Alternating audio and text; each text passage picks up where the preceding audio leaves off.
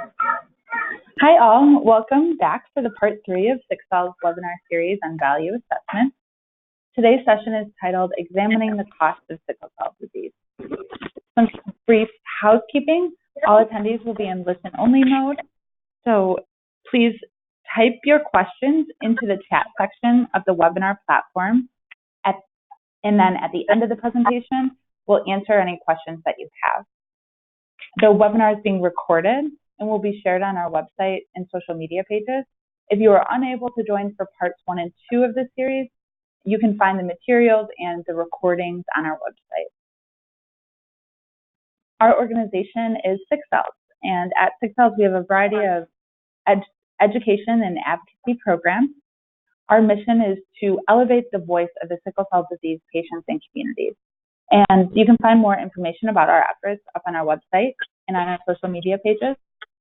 And then please sign up for a monthly newsletter. We send out some information about the events that we're holding, and we'll be busy in the new year. My name is Maggie Jalowski, and I'll be the presenter today. I'm the project manager for Sixcel's, and I lead initiatives related to the ISA review and to value assessment. On the call, we also have Adrienne Shapiro, who is one of our board members. She's a mother to a sickle cell disease daughter and is a recognized advocate in the community, and she'll be available at the end of the presentation to help answer questions as well. So throughout the last month, we've been hosting these weekly webinars to talk about value assessments and drug pricing. And then over the last 3 weeks, we've presented on different topics that can really be looked at as different pieces to the larger puzzle of what's going on in value assessments. This week, we're going to hone in on the types of costs that are associated with the treatment of sickle cell disease. And then after the new year, we'll host the final part of our series. That session will be called Call to Action during the ISA review, and it will help tie all of the pieces together. In January, we'll also spend some time walking through the timeline for what's ahead for the ISA review, and we'll be able to get a better understanding of where the community members are needed and where we can use the involvement of patients and advocates to help elevate the voice during ISA's review. So for today, our objective, we're going to take a look at examining the cost of sickle cell disease. And throughout the webinar series, we've talked a lot about cost. The first session looked at how cost impacts the decisions we make about value and worthiness. The second webinar, we talked about the cost of drugs and the different factors that go into pricing new medications. Today, we're going to look at the cost of sickle cell disease for our society and for individuals. We'll define some terms that are frequently used in health economics to discuss costs. And then we'll also take a closer look at how this disease impacts the expenses of individuals, patients, and family members. After today, we hope that patients will have a better understanding of how they can calculate costs and look at economic burden associated with their disease. And then this is also going to highlight how important it is to have a better understanding of this economic burden in order to help facilitate the assessment of value when new treatments for sickle cell disease are emerging on the market. So we know that it's an undisputed fact that the management of sickle cell disease is expensive. We hear about it all the time in the media and on the news that the cost of care for sickle cell disease is substantial. However, how expensive is sickle cell disease?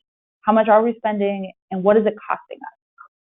Well, one source states that our country spends $1.1 billion each year on medical expenses associated with sickle cell disease. And it's really helpful for us as a society to look at it on this the broader impact for a few reasons. First, it helps healthcare payers estimate the cost of care and plan better for the needs of their sickle cell disease patients. And it also helps talk about how important this is to help prioritize research efforts in the future. However, for me, I think it's much easier to comprehend cost of care once you break it down. And so let's take a look at the cost of care from the individual perspective. How expensive is the management of sickle cell disease for individuals? Well, this is something that over the last decade, researchers have sought to determine what this number is. And they've done this through a lot of different research projects, looking at the extent of how sickle cell disease influences the healthcare utilization and the expenditures for care. One study that we're going to talk about today was done by Teresa Koff in 2009, and it determined that there was a difference between the cost of healthcare for children and adults. Overall, the study showed that the management of sickle cell disease annually costed $10,000 per individual per year. However, the adults were much more expensive, and they found that patients over the age of 19 years old were associated with an increased use of emergency room visits and other healthcare services. This was consistent with the fact that we know that as sickle cell disease patients age, their disease becomes accumulative, and there's other complications associated with older patients. So this study had determined that for adult patients, the average adult patient costed $30,000 per year. So here they are, the price tags of sickle cell disease. And is this it? Are we all finished looking at the cost? Well, the answer is no, because really this is a much more complicated thing. There are costs missing from these calculations. And some of these costs that are missing are really important to consider. We as patients and advocates need to help think about what may be missing and how we may be able to share our story to help inform a more accurate version of what the cost of sickle cell disease is. Now, I don't want to undermine the importance of this research project or any other research project that is aiming to calculate statistics that you see here. This study specifically was one of the first to examine the cost of all of the components of medical care, and that has really been critical. However, as more research is available and as the conversations about costs have different impacts, we need to ensure that we are looking at how we can share our story and help others gain better understanding of costs that may be missing from statistics like these. So what is it that may be missing? Or what may be inaccurately represented in these kind of statistics?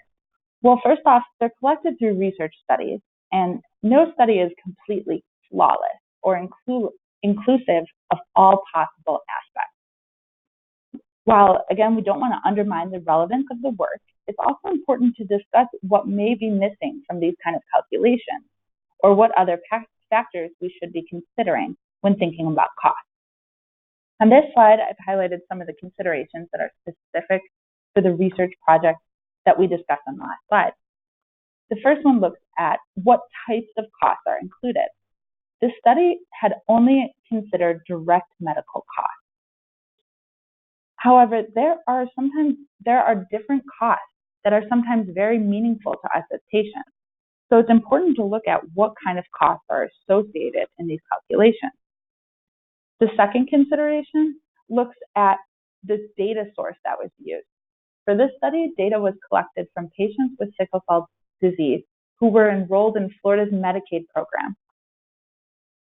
There may be limitations for how generalizable this data is, given the data source or the population that was included in this study. And then the last one looks at making a distinction between sickle cell disease related and non-sickle cell disease related. So this study had required researchers to make a designation between what they considered sickle cell disease related and not. Additionally, they relied on the presence of diagnosis codes reported in the patient's medical claims data. And this could be a limitation if there was any inaccurate or missing data.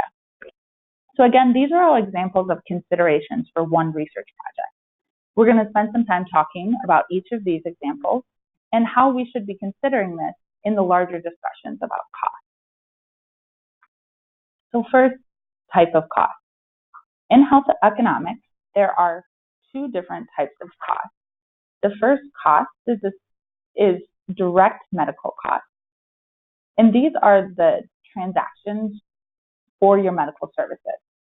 So direct costs are things such as the bills that you receive after your physician visits, or after you complete a diagnostic test, or after you receive your bill from your hospitalization. These are the bills that you and your insurance pay for all of your outpatient visits, hospitalizations, drug interventions, lab testing. If anytime you go and see a doctor, or anytime you pick up medication from the pharmacy, these are all associated in your direct costs. And anytime you see that eye-popping balance, that really large number, all of these are your direct medical costs. However, there's a different kind, which is called the indirect costs. And these are often harder to define because these are not necessarily seen on hospital bills. However, patients face numerous indirect healthcare costs. Indirect costs can mean the loss of earnings or productivity that results from your medical condition. This can be missed days of work, missed wages, reduced educational attainment, or reduced productivity from your illness. It's also important to consider indirect costs that are associated with caregivers or family members who contribute their time and services.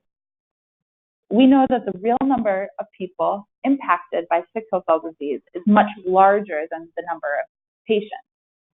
So indirect costs can include what expenses others face when caring for their loved ones. Some sacrifice their own careers or take sick days each year to care for their sickle cell disease patients. And these are expenses and losses that can be included as indirect costs. Additionally, indirect costs can include other expenses patients face when seeking healthcare. For example, what's the cost of travel or transportation? Do you have to pay for food when staying in the hospital? Do you have to cover the cost of babysitters or elder cares when sickle cell patients are in the hospital? What is the cost of administrative burden, or what amount of time do you spend communicating with insurance companies and coordinating care? All of these can have costs associated with them too, and they can be included in indirect costs. Not all of the costs have tangible values, and so it's difficult to really find financial numbers to be associated with all these. However, the burden of sickle cell disease is large, and it's important for us to consider all of these factors when calculating costs. So the next consideration is the type of data source. So as we talked about for the first study, they collected their data from one source, which was the Florida Medicaid program. Health insurance claims is a really powerful way to look at costs. Claims data is the information that's collected by your insurance anytime you have an encounter with the medical system.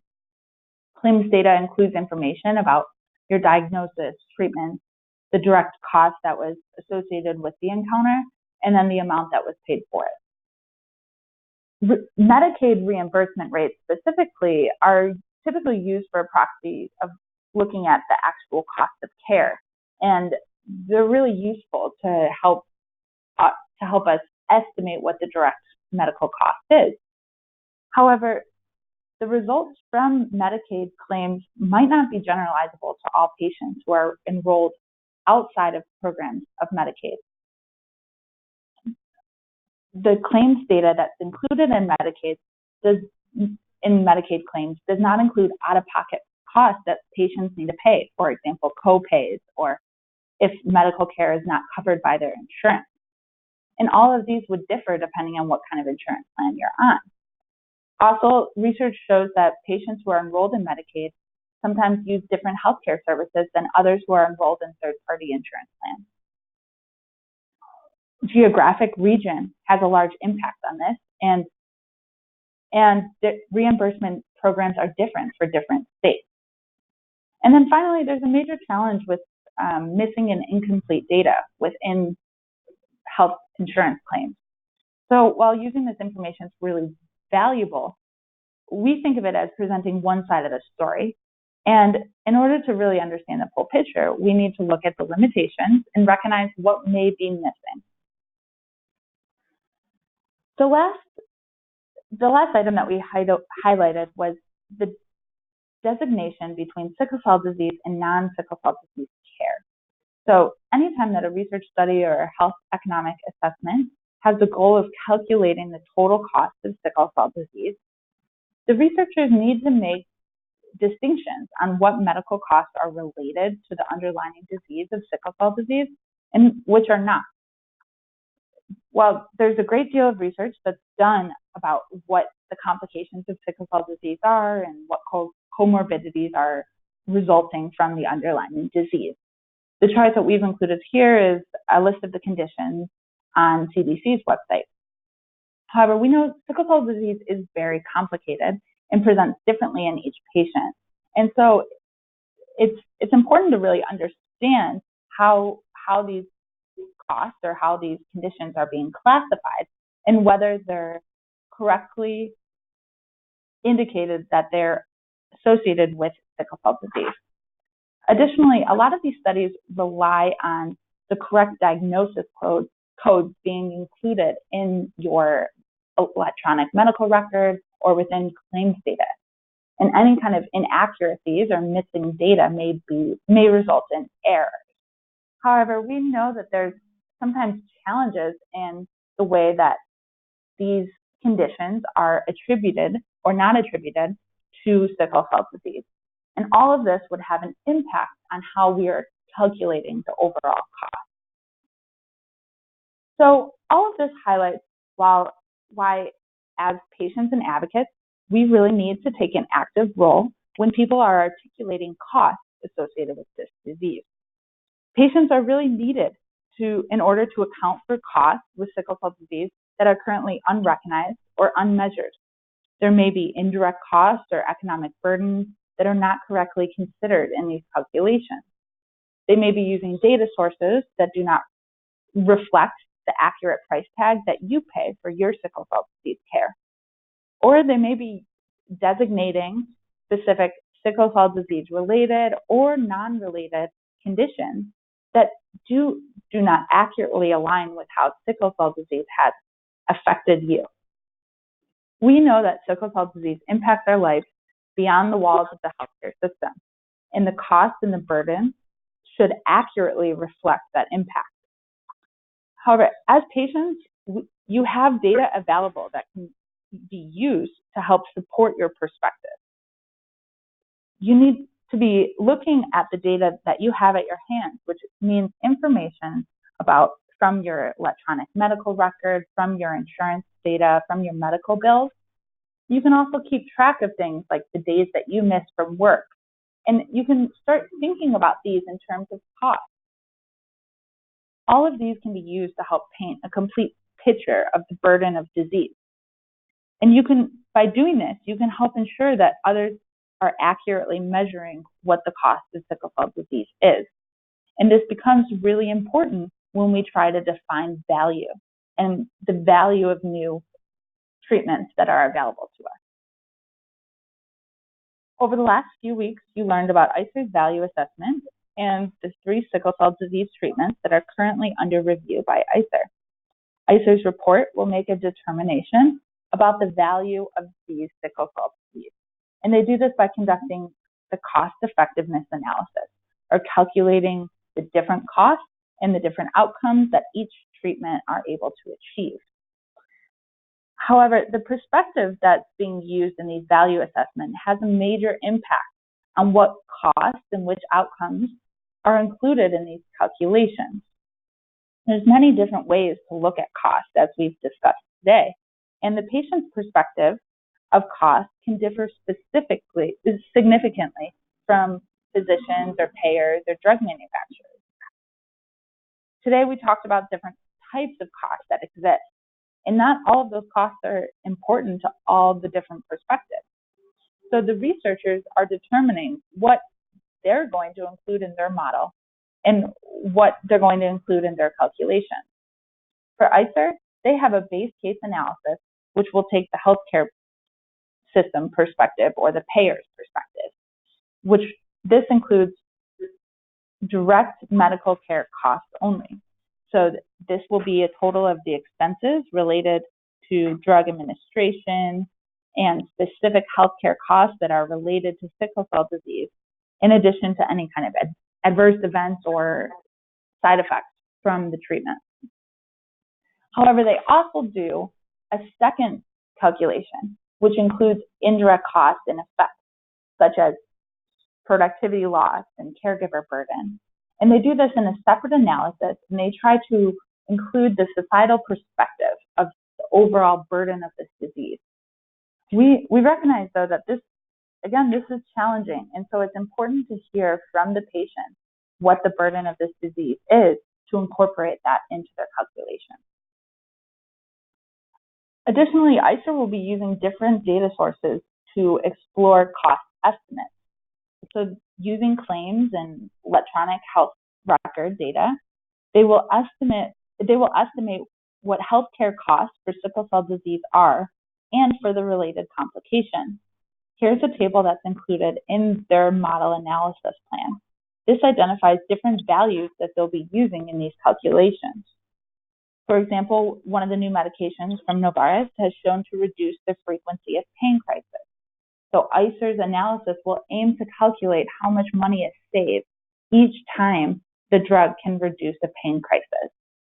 This is, looking at the chart, we can see that they've associated the cost with about $5,000 per hospitalization. So here, patients can be valuable resources. How accurate are these price tags that ICER has estimated for each of these conditions? And there's going to be an opportunity for us to give ICER feedback on these different costs that they're estimating and help use our data to account for what an accurate cost may be. So as patients, we have a really important role, and we need to ensure that ICER is incorporating our perspective into their value assessment. Patients are the experts on the lived experience of this disease. Also, they are armed with data from the medical expenses, from hospital bills, and from other life expenses that result from the disease. So we rely on patients to use this expertise and help ICER understand the true cost of sickle cell disease.